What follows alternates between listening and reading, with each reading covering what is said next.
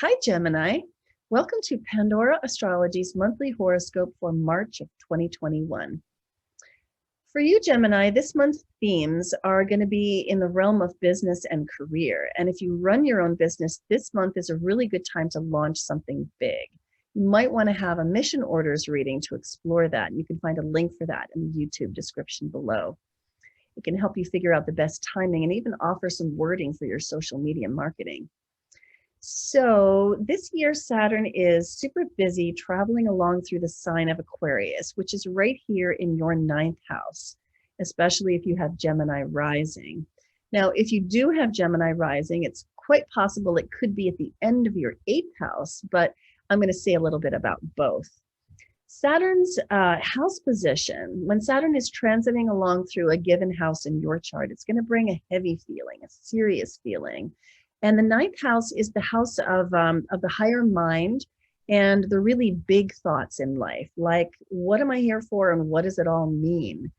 And when Saturn passes along through this house, you find that you might have to face a kind of a test or a reality check. And it might have you feeling like your life lacks meaning. And so don't be scared by that. Or if you do feel scared by that, let it motivate you to pursue the things in life that do give you meaning. And that's really important to do. And you'll find that if you put in the effort, Saturn will yield to that good effort and that good results will come to it. If you search for meaning and you do the hard work to do that this year, you'll probably find something really valuable.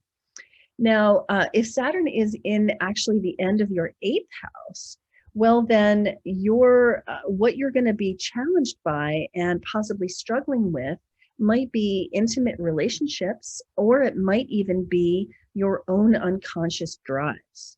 So if there is some form of compulsion or addiction that you've been struggling to overcome, you've got to put in the good effort to do that and just nail that thing home this year.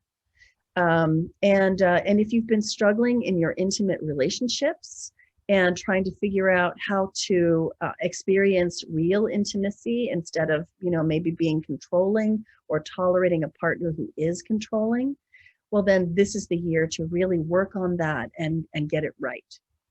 So, yeah, you can find out more about Saturn's passage through Aquarius and what that means on the 2021 news playlist on our YouTube channel, Pandora Astrology.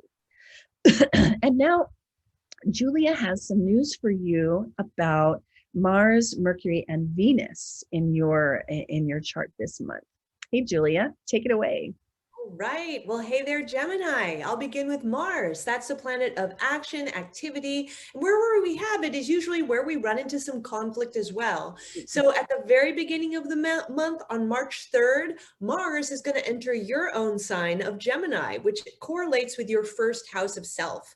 So that means that you're really going to be embodying Mars energy. And there's a good to that and also a more negative side of that.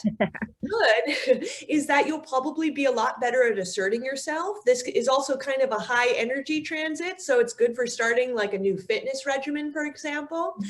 And it's a good time for knowing what your boundaries are and being able to stand up for your own rights. Now, the other side of that is you yourself might also be a little bit more willing to pick fights with others too, making sort of mountains out of molehills, or maybe a little bit more on the defense as well. So as long as you just kind of cool it in terms of how you sort of approach other people, in terms of being very kind of maybe a little extra aggressive, this can be a useful time too. Now, yeah, hey, Julia, do you think that the Geminis of the world could benefit from the focusing influence of that Mars with its drive? Oh, possibly, yeah. I mean, Gemini is usually a sign that tends to waffle a bit between making decisions and stuff, and Mars is definitely a much more decisive planet, so that could definitely help out too. Then Mercury, the planet of communication and mentation, begins the month in Aquarius, which is your ninth house. And while it's no longer moving backwards in the sky like it was last month, it's still moving slowly. But by March 6th, Mercury is going to be back up to its regular speed. So that's when we really count the Mercury that the Mercury retrograde cycle is over. Now, with Mercury in the ninth house, this is the house of consciousness expansion. It's also the house of the higher mind. So you'll be very keen on learning something new. If you're in school, this is a really wonderful time to think through a thesis or a paper or really wrap your head around some theory. But it's a great time for learning for everybody. Then on March 15th, Mercury is going to enter your 10th house of career. And this is going to be a good time, especially if your career or job has anything to do which is Mercury related. So that would be things like, writing or speaking. Also, Mercury rules buying and selling too. And you could also be strategizing and thinking about where you'd like your career to go. And if you're not in a career right now, it's a wonderful time to work on your resume. Then Venus, the planet of art, beauty, and relationships, starts the month in Pisces. Again, that's your 10th house. So 10th house can also be authority figures. So you could be getting along pretty well with the authority figures in your life. Also, if you're writing that resume to try to look for a new career, this is a great time to ask for some references from old bosses. And it can be a really fruitful time in career if you do Venus related things, which are customer service, anything in the art beauty world, design, working with women would be examples. Then Venus moves into Aries on March 21st, which is your 11th house. This is the house of groups and friends. So this is going to be a very social time for you for the last week or so of the month, because you're just going to be wanting to connect to bigger groups of people, either the groups you're a part of or just your friendship circles. Such good stuff. Well, Venus is involved in both of this month's moons, beginning with the first of these, which is a new moon in Pisces happening on the 13th. And here you can see the sun and the moon are together with Neptune and also Venus all in a cluster, and that they square Juno. And so the relationship themes are really thick on the ground because Juno has to do with marriage and committed partnership, and Venus has to do with love and romance. Venus loves to be in Pisces. It takes human love and elevates it to the level of universal compassion. Now, new moons are times for planting seeds, for beginning things, for freshness and newness. And Pisces is a sign that has to do with dreaming. So we've named this moon Dreams of Partnership. And and this falls in your 10th house. So there are a lot of themes to weave together here.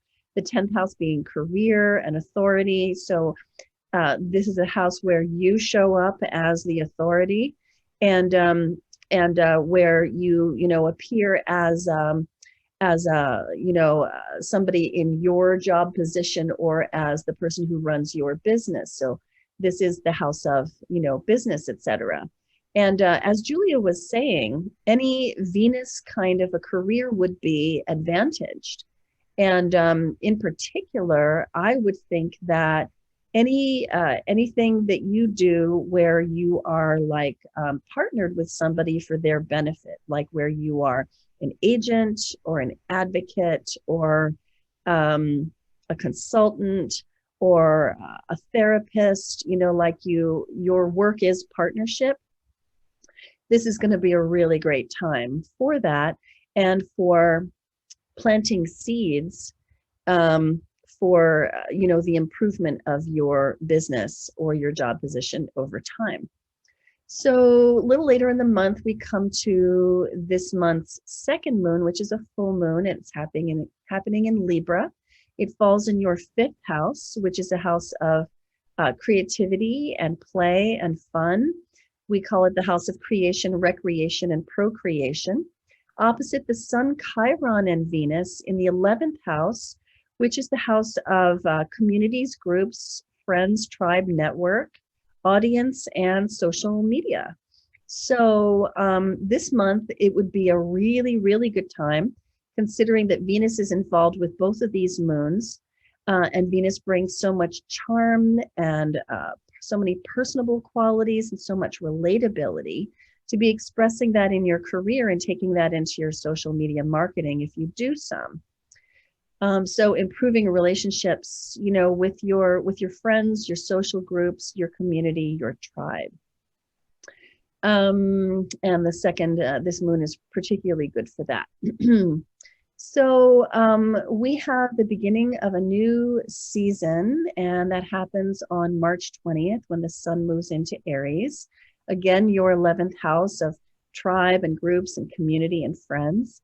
And this has a very big sense of new beginning attached to it, because Aries, and particularly the beginning of Aries, is not just the beginning of a new sign, it's also the beginning of a whole new season of spring, and the beginning really of the year, because it's the first sign of the zodiac. So this is where there is such a strong sense of the freshness and the vigor and the energy and the drive and the motivation of Aries. And it's also a really good time to do something about that in terms of beginning, something really big in your life. And there's an additional reason behind that. And the reason is that right now, all of the outer planets are direct at one time. And you can see this because, here's Pluto, and there's no little red retrograde symbol right here. Here's Saturn, again, no retrograde symbol. Jupiter, the same. Neptune, Chiron, Uranus, all of the outer planets are together in 1/3 of the circle, and therefore they're all direct at once. This means that anything that you begin, incept, birth, start during this month is going to be especially advantaged because it will lack built-in self-sabotage mechanisms. So it can really hit the ground running. Now, add to that the fact that Mercury is now direct and moving faster and faster, and you've really got a formula for anything you start to go really well. And you can find out more about when exactly to start the exact thing that you might have in mind in an election reading, which you could get with me. But the sorts of things that you could begin might include starting a new business, looking for a job, looking to change careers or fields, or making a really large purchase, such as a car or a home or a property of some kind. Any of those could be advantaged in this season, particularly in March.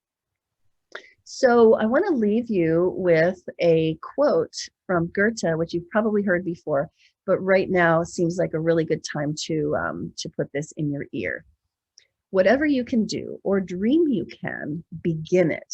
Boldness has genius, power, and magic in it. And this season is a really good time to sprinkle some magical fairy dust on whatever it is that you want to begin.